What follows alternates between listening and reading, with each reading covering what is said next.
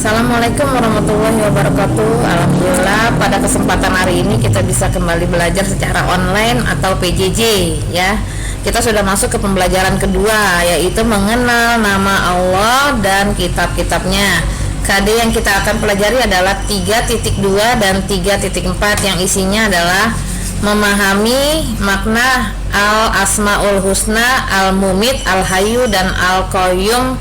4 ya, Al-Ahad. Kemudian 3.4 memahami makna diturunkannya kitab-kitab suci melalui rasul-rasulnya sebagai implementasi rukun iman ya.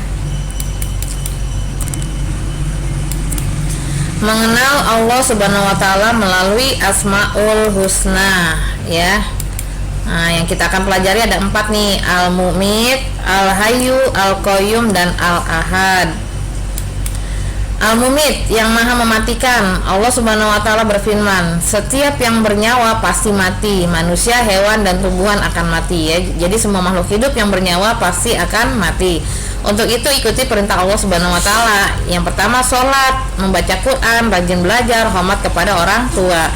Jadi kita harus melaksanakan segala perintah Allah, menjauhi segala larangan Allah, jauhi larangannya. Nah, contohnya mencuri, berbohong, berkelahi dan menyakiti orang lain. Al-Hayyu, yang maha hidup. Allah Subhanahu wa taala hidup kekal selamanya dan yang memberi hidup makhluknya. Tugas manusia adalah memelihara kehidupan dan mencari rezeki yang sudah disediakan oleh Allah Subhanahu wa taala. Memelihara kebersihan diri agar tetap sehat, bersedekah dan membantu kesehatan orang lain yang membutuhkannya. Al-Qayyum, yang maha berdiri atau mandiri. Jadi Allah Subhanahu wa taala berdiri sendiri untuk selama-lamanya ya. Allah memberi pendidikan kepada manusia supaya hidup tidak selalu bergantung kepada orang lain ya. Jadi di sini Allah memberikan segala sesuatu di dunia agar manusia itu tidak bergantung kepada orang lain, harus bisa mandiri seperti Al-Qayyum. Hidup harus punya semangat mandiri dalam segala situasi dan kondisi. Misalnya merapikan tempat tidur ya, menyiapkan peralatan sekolah, mencari pakaian sekolah sendiri ya. Jadi jangan bergantung kepada orang tua kalau kalian sudah besar. Kalau masih kecil, masih nggak sih butuh pertolongan, bantuan orang lain? Masih ya. Sekarang Al-Ahad, yang maha esa. Allah Subhanahu wa taala itu esa, yang maha tunggal. Sifat ini memberi pelajaran kepada kita agar selalu mandiri, tidak selalu bergantung kepada orang lain ya. Misalnya mandi, makan, berpakaian, mengerjakan PR dan lain-lain. Ini harus kita kerjakan sendiri ya. Mengenal kitab-kitab Allah Subhanahu wa taala. Allah Subhanahu wa taala menurunkan 4 kitab suci serta beberapa suhuf yang diberikan kepada nabi dan rasul yang berbeda zaman dan umatnya. Kitab Taurat, yang pertama kitab Taurat ya, diturunkan kepada Nabi Musa abad ke-12 sebelum Masehi di Israel dan Mesir. Kitab Taurat ini menggunakan bahasa Ibrani. Isi surat Taurat 10 perintah Tuhan atau the Ten Commandments. Yang pertama isi surat Taurat yaitu hormati dan cintai Allah Subhanahu wa taala. Sebutlah nama Allah dengan hormat. Kuduskan hari Tuhan yaitu hari Sabtu, hari yang ke-7 setelah bekerja selama 6 hari dalam seminggu. Hormati ibu dan bapakmu dan lain-lain. Ini isi kitab Taurat. Kitab yang kedua Zabur, yaitu diturunkan kepada Nabi Daud pada abad 10 sebelum Masehi di Kanaan. Kitab Zabur ini menggunakan bahasa Kipti.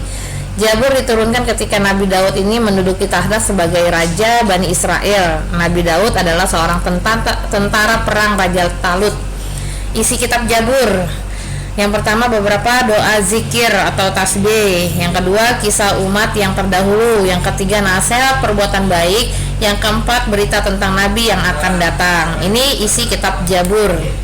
Yang ketiga kitab yang diturunkan Allah adalah kitab Injil. Ini diturunkan kepada Nabi Isa ya di abad 1 Masehi di Yerusalem. Kitab Injil ini berbahasa Suryani dan Ibrani yang diperuntukkan juga bagi kaum Bani Israel untuk dijadikan pedoman hidup. Kitab ini disebut Perjanjian Baru. Adapun Perjanjian Lama adalah sebutan bagi kitab Taurat. Isi kitab Injil adalah yang pertama tulisan dan catatan sejarah hidup Nabi Isa alaihissalam. Yang kedua, beberapa hukum. Yang ketiga, akidah, tauhid, monoteisme. Dan keempat, kabar gembira akan datang Nabi terakhir yang bernama Muhammad Sallallahu Alaihi Wasallam. Kemudian kitab yang terakhir diturunkan oleh Allah Subhanahu Wa Taala adalah kitab Al-Quran, diturunkan kepada Nabi Muhammad abad ke-6 Masehi di kota Mekah.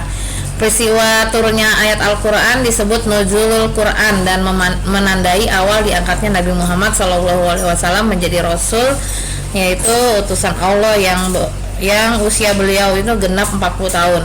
Al-Quran terdiri dari 114 surah, 30 juz, dan 6.666 ayat. Al-Quran ini penyempurna seluruh hukum-hukum Allah Subhanahu Wa Taala yang disebut juga dengan rahmatan lil alamin, yang artinya adalah rahmat bagi semesta alam. Kitab Allah Subhanahu Wa Taala ada petunjuk dalam kehidupan, petunjuk kepada manusia untuk berperilaku kepada Allah, sesama manusia, hewan, tumbuhan, dan alam semesta, dan berperilaku untuk diri sendiri. Oke, mungkin pembahasan ibu kali ini cukup sampai sekian. Nanti kalian tugasnya adalah mengerjakan latihan LKS 24-26, kemudian buku cetak halaman 20, bagian A isinya di halaman 21. Selamat mengerjakan, semangat pagi.